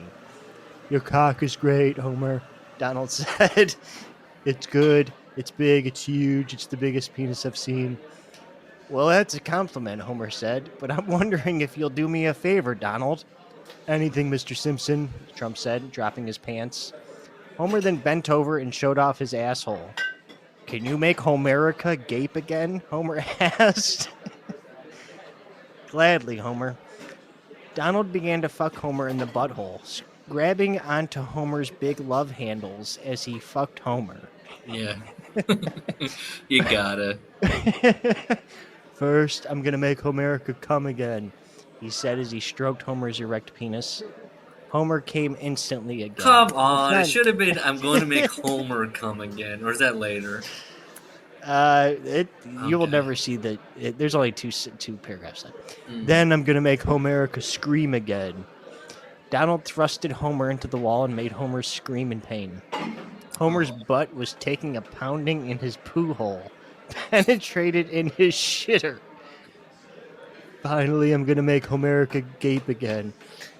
Trump then came inside Homer's asshole, filling him up with his man Gatorade. Homer propped himself up against the wall and spread his ass as Donald pulled out. Homer fart the cum out and then gape, which looked like a glazed donut covered in shit. Just then, Harambe broke into the bathroom and began to kill Donald Trump. Oh, no. Donald dies. Harambe then starts fucking Homer's ass and comes almost instantly. Homer sighed and fell asleep. Homer awoke from his dream and lived the rest of his life as well as he could. Well, fair. That's it. Yeah. That guy's getting his yucks out. I mean, this was at the height of Harambe and Donald Trump. Man, what a swirling stew. What a stew. Now we got to keep doing this until Sean Oliver decides to sit down with us. I know. So now he's going to see in the feed, it's going to pop up Erotica, wrestling fan fiction Erotica, and then he's going to go, do I really want to be on this? If he doesn't, fuck him. Then I'm reading a Kevin Nash one, and that's a threat. I didn't even think about that. All right, we done? Yeah, okay. Bye.